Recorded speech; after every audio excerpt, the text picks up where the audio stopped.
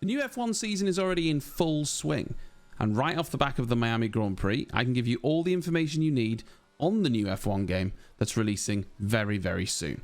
Friday, July the 1st is the release date for the standard version of the game. You can get it 3 days earlier on Tuesday the 28th of June if you have the Digital Champions Edition. Before we get into the real details of the game though, I wanted to touch on the gameplay you're seeing in the background. I know eagle-eyed viewers will already have noticed the car models. This is a preview version of the game. It's not the final product, and the car models are still work in progress.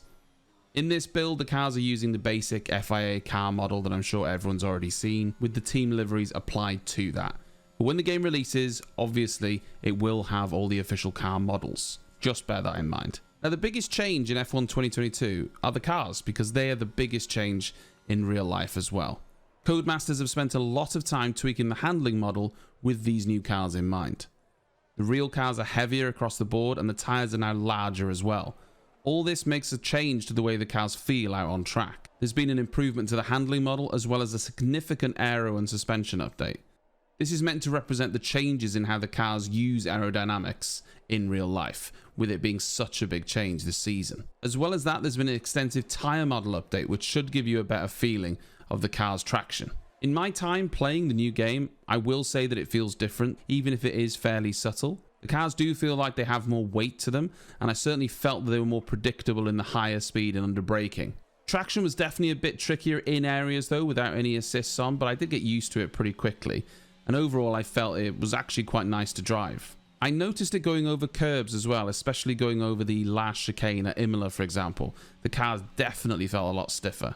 Now, I know a lot of people will also want to know about porpoising. Is it in the game? It's such a big topic in Formula 1 in general, but no, it will not be in the game.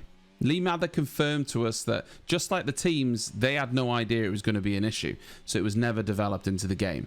And I know people want authenticity and realism, but I think this is one area we can live without. F2 cars will make a return in the game as well, and they'll be updated to the 2022 cars later in the year. Now, one of the biggest additions to the game when it comes to content is the new track, Miami. It's the only new circuit on the calendar this year.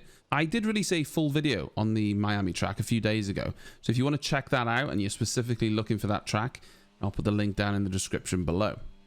Visually, I think the track looks amazing. Codemasters have done an incredible job representing the track. There's a lot of stuff going on outside of the circuit that they had to model. In terms of racing, it's also a real challenge.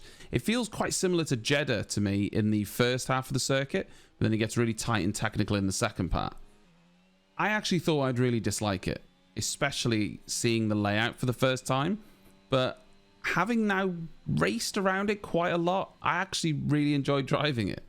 Now, Miami might be the only new circuit in the game, but there are actually quite a few tracks in Formula 1 that have been updated. Abu Dhabi, Australia and Spain have all seen quite significant changes to them, and all of those circuits have been updated in F1 2022 as well. There's also been a few additions to the races themselves as well to help improve the experience for both casual racers and people who want an authentic experience. One of these is a change to the formation lap. Previously, if your race length was long enough and you chose to do a formation lap, the game would take over your car when you were close enough to the grid, and then it would set your car automatically in your grid spot. This time though, if you choose to turn the option on, you can have player-controlled grid positioning. This means that your grid position will be highlighted and you can drive directly into it yourself, meaning you could angle your car defensively or offensively. It's a nice little feature though, and it will improve the immersion factor for a lot of people. The second feature, however, is a bit gimmicky to me, and that is the pit turn-in timer. When enabled, you'll get a certain point in the pit lane that's your optimal turn-in point to make it into your pit box. You then have to press a button at the right time. If you do it too soon or too late, you will potentially have a slower pit stop. And what that could mean is it could lead to mistakes from your pit crew, such as locked wheel nuts or delays in replacing your front wing. It's not a massive change, but it could cost you a second or two. I just didn't find the feature very immersive. It's not for me personally. I don't think it really adds anything to the game. There are also now broadcast options for both the formation lap and the safety car. This means that in regards to the formation lap, if you want it to go ahead, but you don't want to drive it yourself, the game will take over and it will show you a broadcasted cinematic version of the formation lap. Then, once all the cars are on the grid, you'll get control again. The same goes for the safety car.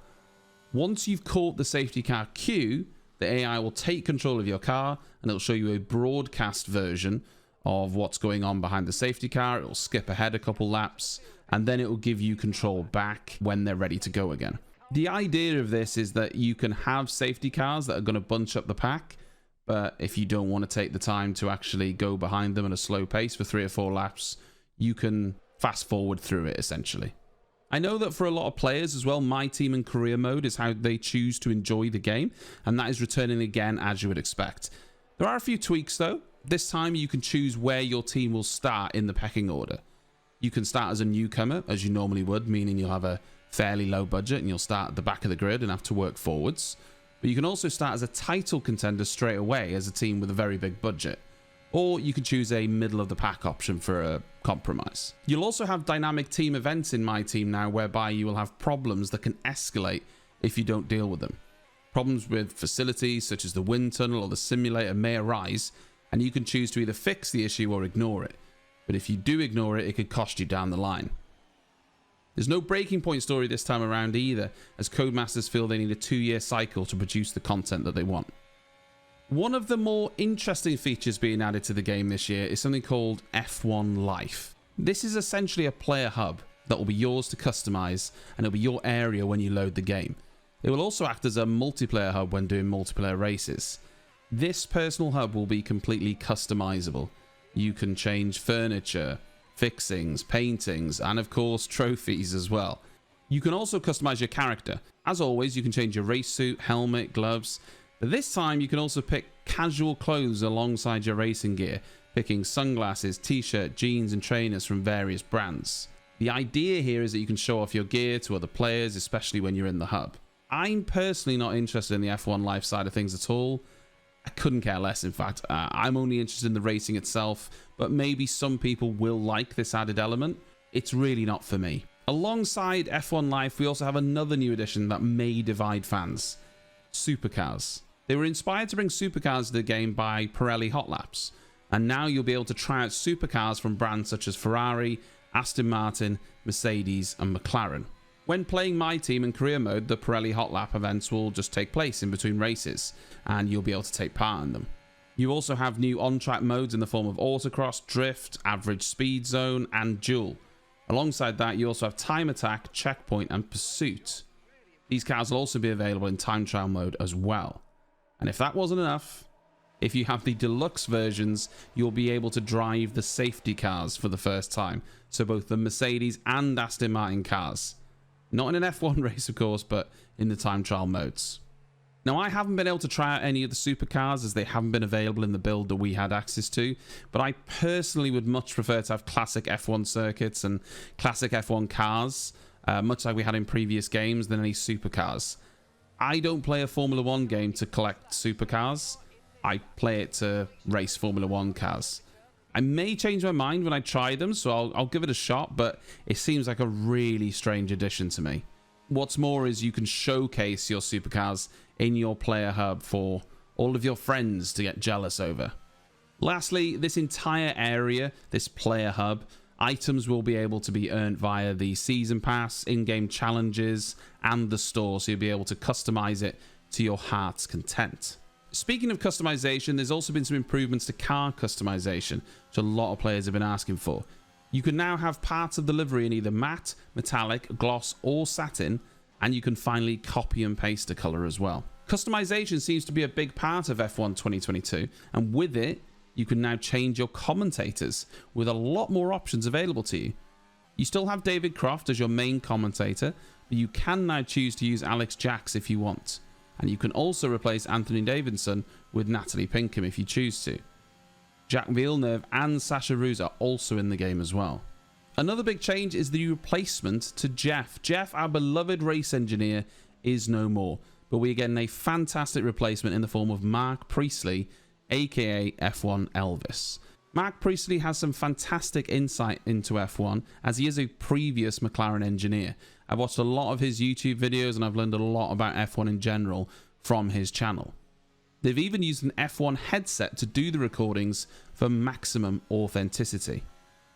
I will say though that during my playthrough, all of the engineer voice lines were identical to the previous game, just revoiced. If you've heard them once, you've heard them 1,000 times. I'm sure there are some new ones in there as well, but there was a lot of repetition.